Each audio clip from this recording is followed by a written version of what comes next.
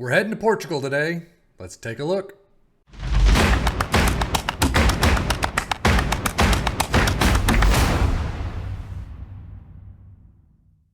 So today we're going to be looking at a sporting tactic. Now, this one took me a little while to deal with. There was a version that was in use. This tactic, by the way, is created by Sebastian 3, another one that we've seen time and time again.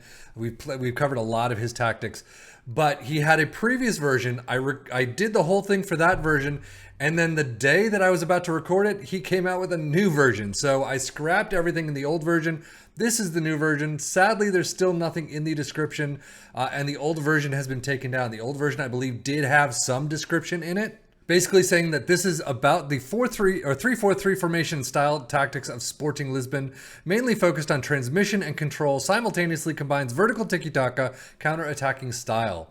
If your inner forward is a left foot, ... That's all I could get because the page was taken down. And unfortunately, like I said, he did not transfer that description and information into his new, into the new version 2. It looks like he does use Austro-Vienne as his tactic, as the base of his tactic. There's a picture of Arsenal in there as well. So he's done some good work with them. He's brought them to the tops. We're going to see how it does with our 3 teams today. But again, this is version 2 of the tactic. You can't even find version 1 anymore, it doesn't look like.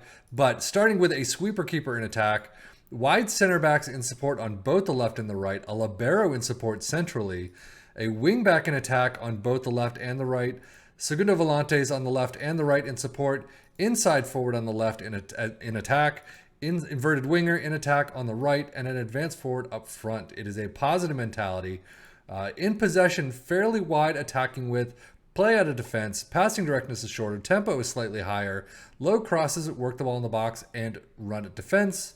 In transition, counter press, counter, and roll it out. And then out of possession, a high press line of engagement, a higher defensive line, trigger press much more often, and prevent short goalkeeper distribution. But as we always do, let's take a look at our 3 teams, and you can see Wolves in 4th with 66. A little bit higher than average, probably about 10-ish points higher than what I normally see them as. Newcastle at 64, it's kind of average. Tottenham a little bit lower, on the lower side of average at 62. So really not doing all that great for those two, but Wolves in 4th is a fantastic position. Wolves' schedule starting out iffy. You got a lot of draws, you got a loss and a couple wins. So, I mean, half and half maybe. But a loss to Chelsea in September, a fantastic October and November. You're continuing on and everything until the EFL Cup 4th round 1-2 loss against Manchester United. You have a friendly against Barcelona and you won. Wow. But West Ham you lose. FA Cup you lose 5th round 1-2 against Newcastle.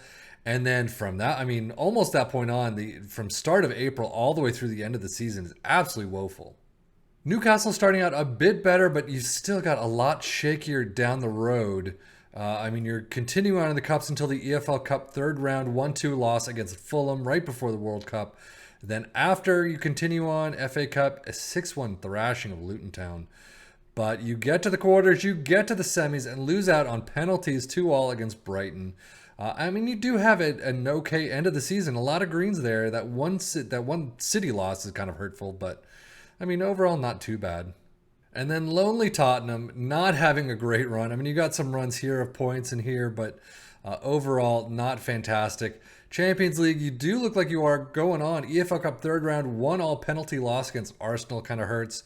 Well, I mean, against Arsenal, it really hurts. But FA Cup 3rd round replay, you continue on against West Ham. FA Cup, I mean, everything you're continuing. You're back in... my apologies, you're in the Europa knockout stages. Dynamo Zagreb, you're through. Premier League loss against Manchester United. Quarterfinals against Aston Villa, 0-1. That kind of hurts. But Europa League, all the way to the final against Ajax, 1-2 in extras. Doing fairly well in the table, unfortunately still not doing a whole lot of business. Riscardo Escaio from Sporting, funny enough, for 4.1. Tormena for 11.5 from Braga. And Hwang Hee-chan to Brighton for 15.25. Newcastle picking up Edwards we've seen. Thiago Almada from Atlanta, 22 million. I think we've seen that once or twice. Fofana from RC Lens and Kennedy from Rangers. And giving away pretty much no one as we've seen them all before. Tottenham apparently doing all their business beforehand. Tony Weston and Gianluca Mancini from Roma for 19 million. And then getting out of the door, Tanganga to Strasbourg. Wolves squad, you can see a lot of greens, just over sevens for the most part. You do have 727 for Sarabi and 723 for Jimenez.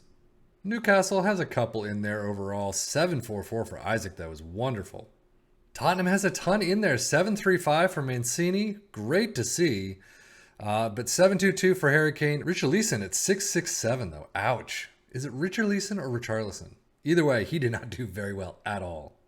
And with Wolves, the data hub, this is why I keep saying if you're good in attack but not the greatest in the back, you're still going to be okay generally, depending on your players. But extremely shaky in defense, very good in attack. We really need to improve at the back, but should walk over most teams in attack.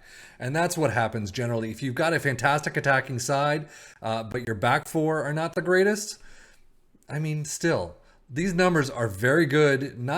They're well above Premier League average, which is great to see. And for fourth place, there you go. But defensive-wise, not all the greatest, but the attacking is what really gets you into the point system.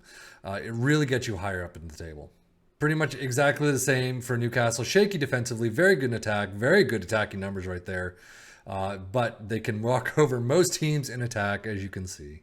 And then Tottenham, shaky defensively, very good in attack. Again, I mean, still middle of the road numbers for our three teams. We need to improve at the back, but should walk over most teams in attack.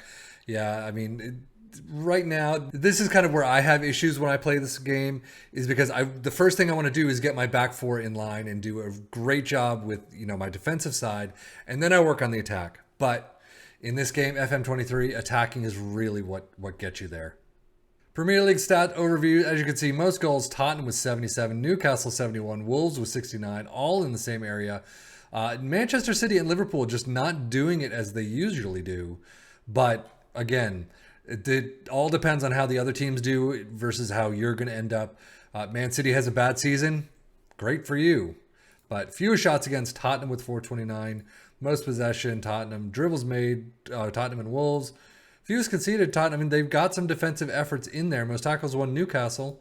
Tottenham with best pass completion. Most shots for all three teams. Most points per game as you'd expect. But, I mean, again, the attacking side, getting tops in the league with goals. Newcastle and Wolves not too far behind. Most goals, Isaac with 28. There you go.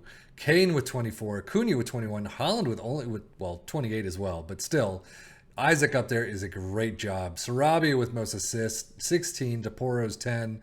Trippier with 9, as St. Maximin does as well. Player of the match awards, Isaac and Sarabia. So now we're just kind of getting into the weeds of things. Semedo with most dribbles made, as well as Porto. Fewest conceded, Hugo Lloris as usual. Most shutouts, Lloris and Sa. There you go. Most tackles won, Willock. So, I mean, there are some defensive numbers in there. Most key passes, Sarabia and Trippier. But again, back to the attacking side, it's Isaac and Cunha with most shots. So, and finishing up in all competitions, Cunha for Wolves, 26 goals, 727 highest average rating for Sarabia, not bad at all. Also with 18 assists and 7 Player of the Match awards. Newcastle's Isaac, 35 goals. I love seeing that. That's fantastic. Isaac with 744 highest average rating, 11 assists for St. Maximin, and Isaac again, 10 Player of the Match awards. Kane with 37 goals. There you go, Tottenham.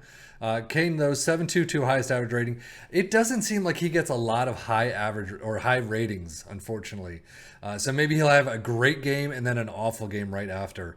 But Kulusevski and Porto with 14 assists apiece, and Kane with 10 Player of the Match awards. Overall, I mean, definitely take a look. It's not a bad tactic whatsoever. I mean, obviously, again, this is just a sim. Any tactic that I find awful just means it's awful for the sim. It does not mean it's awful if you actually take control of it. You could probably do a lot better, as you probably can here. But that is it for me, Sevian FM, for the Football Manager blog channel, saying thank you as always for watching. Take care and enjoy.